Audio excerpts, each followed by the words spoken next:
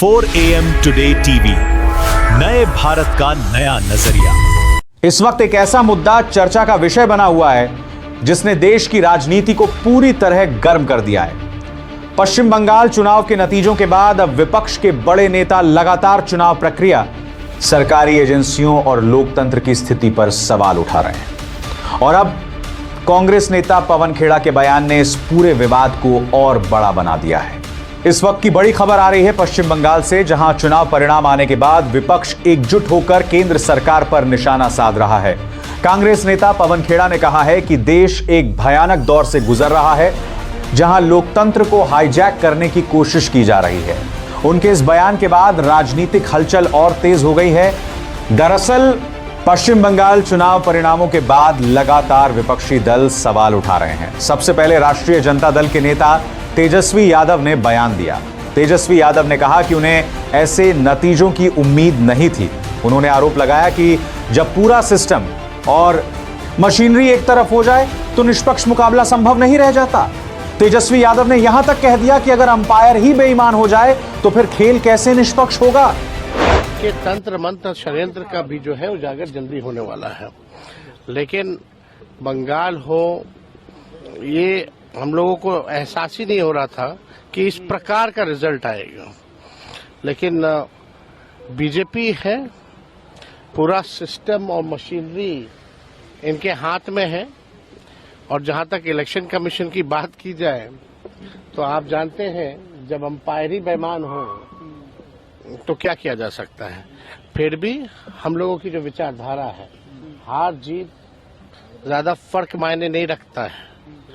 कई चुनाव होंगे, आते रहेंगे, लेकिन बात है कि अपने विचारधारा के लिए, अपने नीति और सिद्धांत के लिए लड़ाई लड़ना। और हम लोग जो है अपने विचारधारा के लिए हर प्लेटफॉर्म पे हम लोग भाजपा और आरएसएस की जो विचारधारा है उसके खिलाफ हमेशा लड़ते हैं। इसके बाद समाजवादी पार्टी के नेता अखिलेश यादव ने भी बड़ा सवाल खड़ा कर दिया। अखिलेश यादव ने सुप्रीम कोर्ट से मांग की कि पश्चिम बंगाल की मतगणना की सीसीटीवी फुटेज पूरे देश के सामने लाइव उपलब्ध कराई जाए। उनका कहना था कि लोकतंत्र में पारदर्शिता सबसे जरूरी है और अगर किसी को संदेह है तो उसे पूरी तरह दूर किया जाना चाहिए।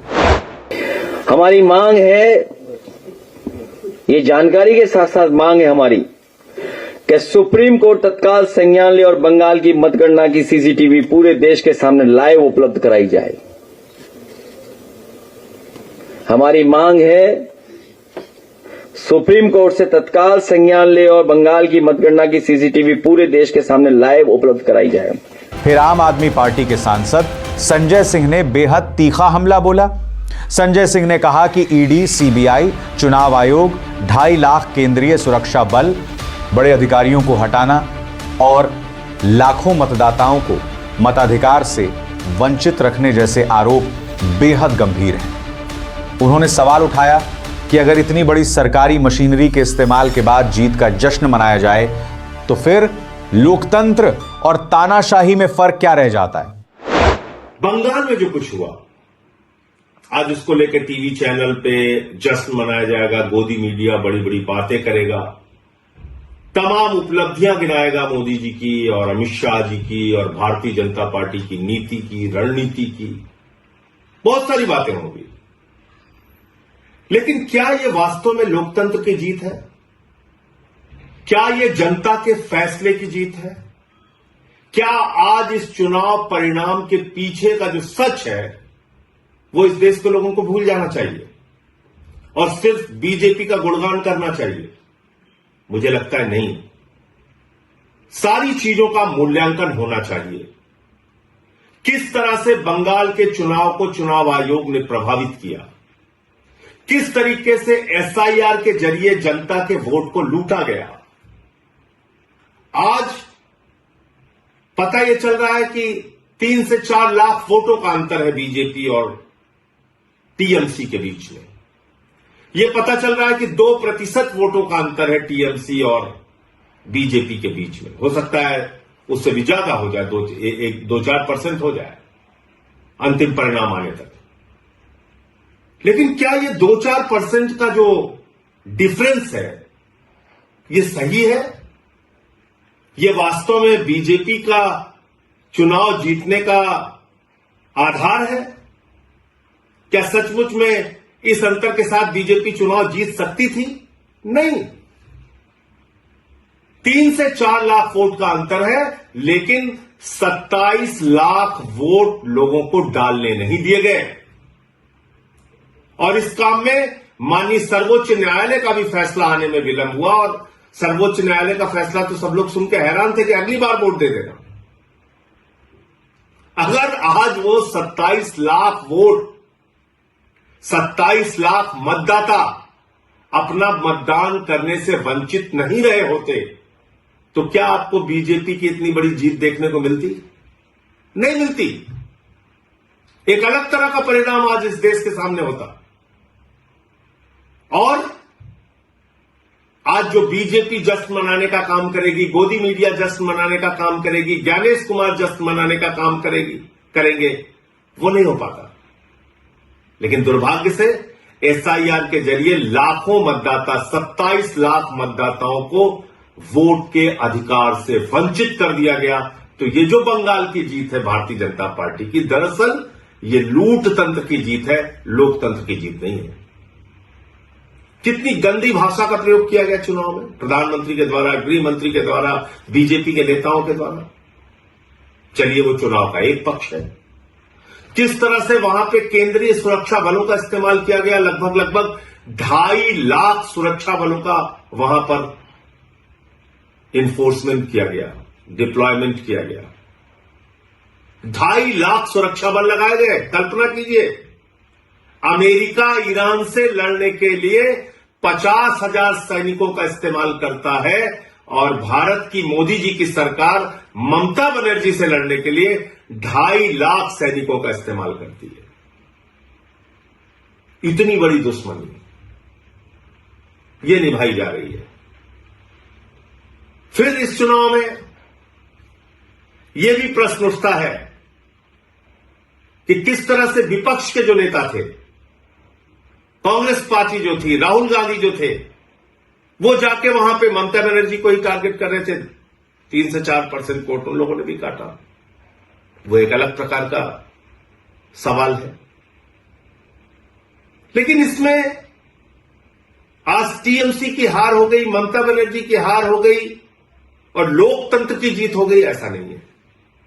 सच्चाई को छिपाया नहीं जा सकता।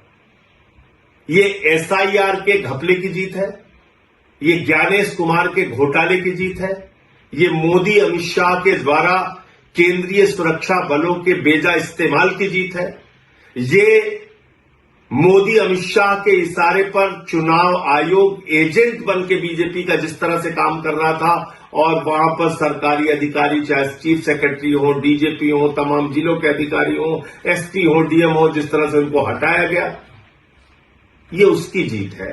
ये लोकतंत्र की जीत नहीं है। इसके अलावा भी दूसरी बात है, जनता से भी कई प्रश्न हैं।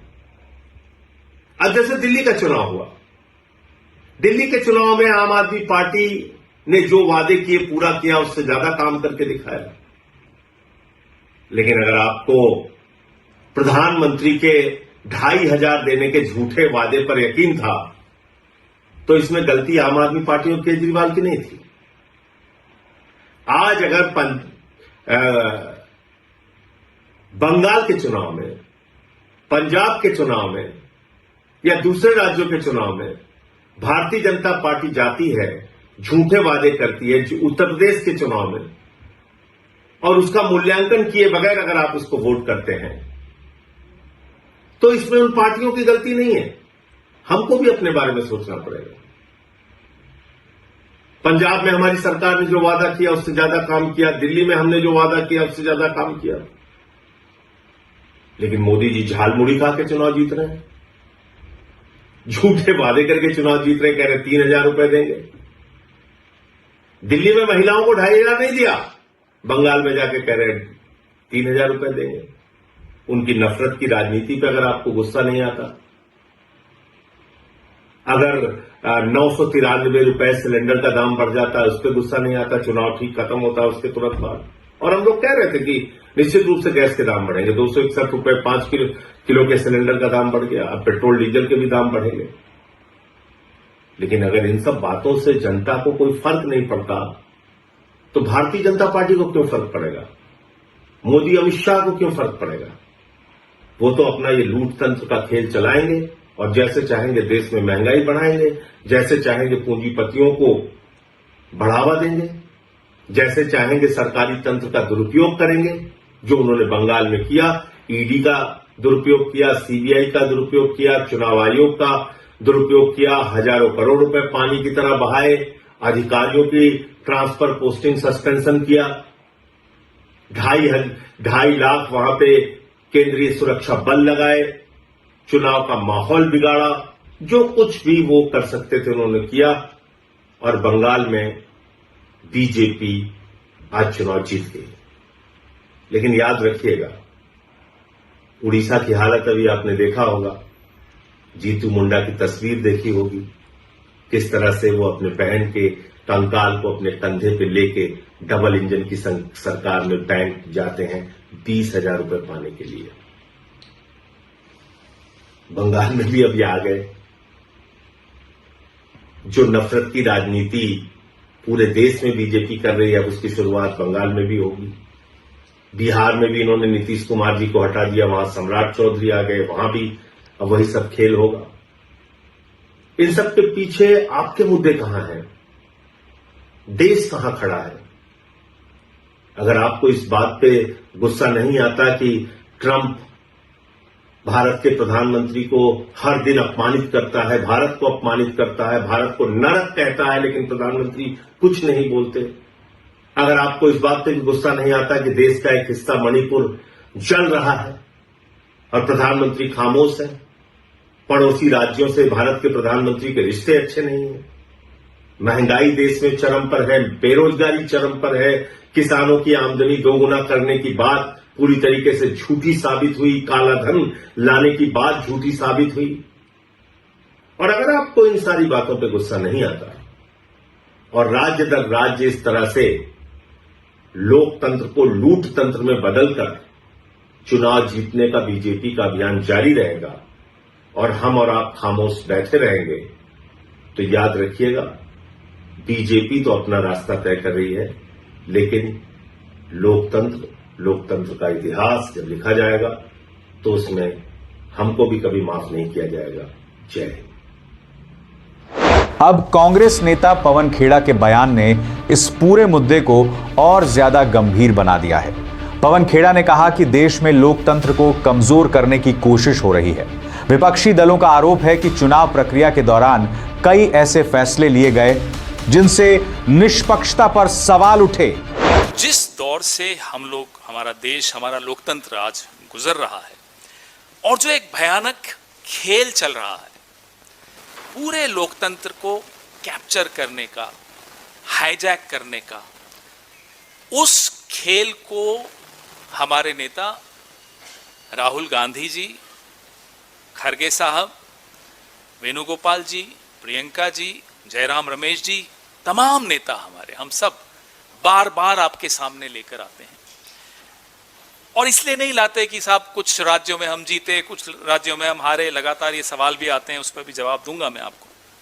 2024 में मुझे याद है, मैं और जयराम रमेश जी इसी मंच पर बैठे थे, हरियाणा का चुनाव का नतीजा आया था, तब भी हमने कुछ इंगित किया था। उसके बाद राहुल जी ने एक बहुत विस्तृत प्रेस वार्ता की हरियाणा के वोट चोरी के विषय में।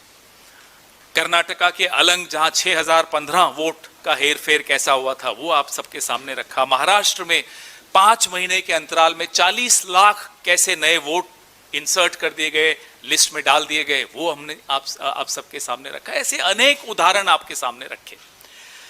तो ये कोई पहली बार नहीं है कि हम लोग आपके सामने वोट चोरी की बात कर रहे हैं। एक वोटर लिस्ट के जो फ्रॉड से, उसके अलावा SIR की चाबुक और परिसीमन का चक्रव्यूह, ये 3 तरीकों से आप देख रहे हैं कि कैसे पूरी चुनावी प्रक्रिया को अपने कब्जे में लिया जा रहा है।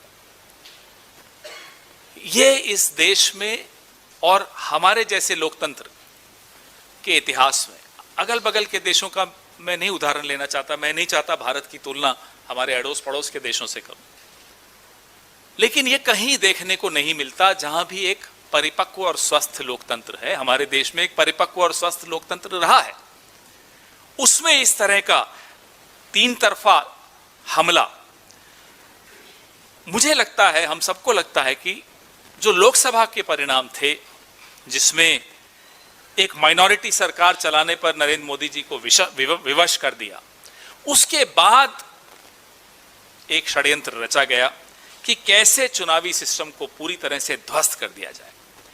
ऐसा नहीं है कि हम इन 5 राज्यों के चुनावों के बाद ऐसी बात कर रहे हैं। जैसा कि मैंने आपको कहा, कई लोग कल से पूछ रहे हैं, अरे साहब केरला में तो आप नहीं बोलते वोट चोरी हुई है, SIR हुआ, तमिलनाडु में नहीं बोलते। तो साहब ध्यान से कान खोलकर आप लोग सब सुन लीजिए, आपके माध्यम से कह रहा हूं, कमल कहां खिलता है? कमल खिलाने से पहले कीचड़ फैलाना पड़ता है। जहां जहां कीचड़ फैलाया वहां वहां कमल खिला। अब तमिलनाडु में कीचड़ नहीं फैल पाया तो कमल नहीं खिल पाया, केरला में कीचड़ नहीं फैल पाया तो कमल नहीं खिल पाया। तो यह कह देना कि जहां कांग्रेस जीत जाती है या गठबंधन के साथी जीत जाते हैं, वहां तो आप नहीं कहते कि SIR की मार पड़ी या वोट चोरी के माध्यम से कुछ हुआ या ज्ञानादेश हुआ, ज्ञानादेश हो गया, वहां तो नहीं होता। तो कारण आपने सुन लिया, कमल के लिए कीचड़ आवश्यक। केरला में 1 से 3 सीटें या 2 सीटें जितनी भी अब इनकी बड़ी हैं, हर जगह प्रयास किया जाएगा कि पहले कीचड़ फैलाया जाए। आप इनका टूल किट देख लीजिए, आप इनका मॉडल देख लीजिए, पहले कीचड़ फिर कमल। यही हुआ, यही होगा अगर हम सही वक्त पे, हम और आप जागे नहीं तो। वहीं दूसरी तरफ सत्ता पक्ष इन सभी आरोपों को पूरी तरह खारिज कर रहा है। सरकार समर्थक नेताओं का कहना है कि जनता ने लोकतांत्रिक तरीके से अपना फैसला सुनाया है और विपक्ष हार के बाद सवाल उठा रहा है। सबसे बड़ी बात यह है कि अब यह विवाद सिर्फ बयानबाजी तक सीमित नहीं दिख रहा, क्योंकि कई विपक्षी नेता चुनाव आयोग, केंद्रीय एजेंसियों और प्रशासनिक फैसलों की निष्पक्ष जांच की मांग कर रहे हैं। पश्चिम बंगाल चुनाव को लेकर सोशल मीडिया पर भी जबरदस्त बहस छिड़ी हुई है। कोई विपक्ष के आरोपों को सही बता रहा है तो कोई इसे हार के बाद की राजनीतिक प्रतिक्रिया कह रहा है। राजनीतिक विश्लेषकों का मानना है कि इस पूरे घटनाक्रम का असर आने वाले उत्तर प्रदेश जैसे बड़े राज्यों के चुनावों पर भी पड़ सकता है, क्योंकि विपक्ष अब लोकतंत्र और चुनावी पारदर्शिता को बड़ा मुद्दा बनाने की तैयारी में दिखाई दे रहा है। वहीं दूसरी तरफ भाजपा इस जीत को जनता का स्पष्ट जनादेश बता रही है। अब सबसे बड़ा सवाल यही है कि क्या चुनाव प्रक्रिया पर उठ रहे ये सवाल देश की राजनीति को नई दिशा देंगे? क्या लोकतांत्रिक संस्थाओं पर लगातार उठ रहे आरोपों की निष्पक्ष जांच होनी चाहिए? और क्या आने वाले समय में चुनावी व्यवस्था को लेकर बड़े बदलाव देखने को मिल सकते हैं? आप इस पूरे मामले को कैसे देखते हैं? क्या विपक्ष के आरोप गंभीर चिंता का विषय हैं या फिर यह सिर्फ राजनीतिक बयानबाजी है? अपनी राय हमें कमेंट बॉक्स में जरूर बताइए।